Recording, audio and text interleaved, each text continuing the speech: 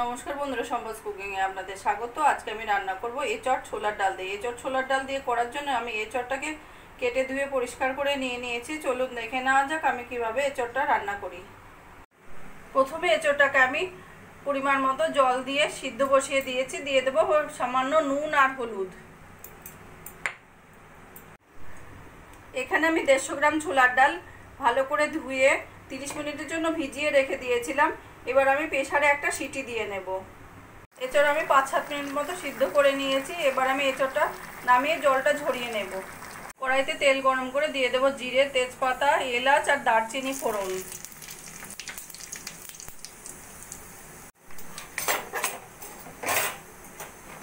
দিয়ে দেবো টমেটো আর পেঁয়াজ একসঙ্গে কুচিয়ে নিয়েছি, সেই টমেটো আর পেঁয়াজ দিয়ে দেবো।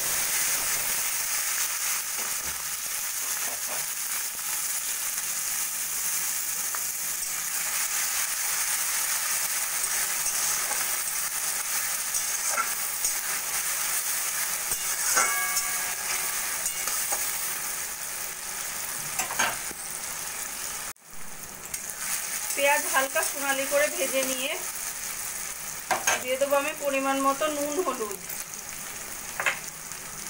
জিরে গুঁড়ো, লঙ্কার গুঁড়ো, আদা রসুন বাটা দিয়ে ভালো করে মশলাটা কষিয়ে নেব।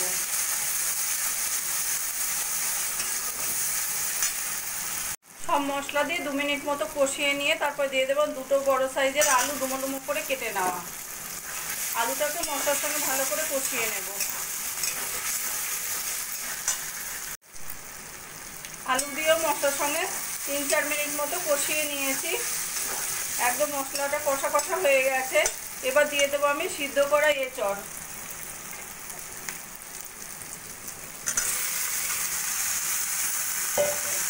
এঁচড়টাও ভালো করে মশলার সঙ্গে কষিয়ে নেব।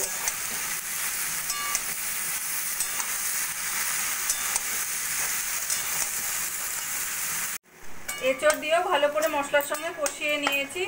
এবার দিয়ে দেবো আমি সিদ্ধ করা ছোলার ডাল।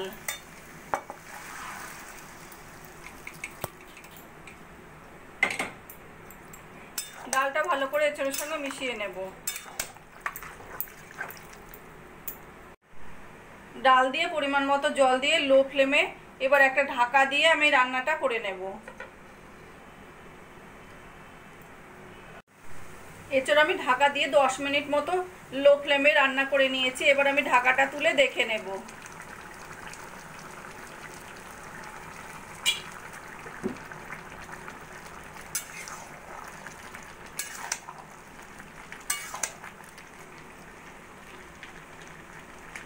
আলু এঁচড় দুটোই সুন্দর সিদ্ধ হয়ে গেছে।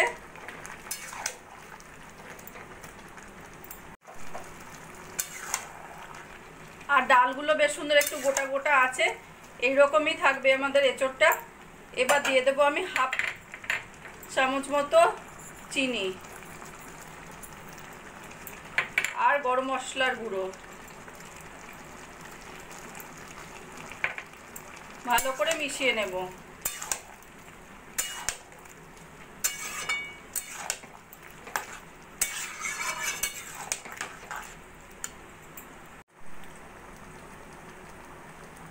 মিষ্টি আর গরম মশলা দিয়ে ভালো করে মিশিয়ে নিয়ে আরও 2 মিনিট মতো রান্না করে নিয়েছি। এবার আমি গ্যাসটা বন্ধ করে দেব। ছোলার ডাল দিয়ে এঁচড় রান্নাটা আমার কমপ্লিট হয়ে গেছে। আমার এই রেসিপিটা যদি ভালো লাগে আপনারাও বাড়িতে বানিয়ে দেখতে পারেন। গরম গরম ভাত, রুটি, পরোটা সব কিছুর সঙ্গে খেতে অসাধারণ লাগবে। আর কমেন্ট করে জানাবেন কেমন লাগলো। প্লিজ লাইক, শেয়ার ও সাবস্ক্রাইব করবেন।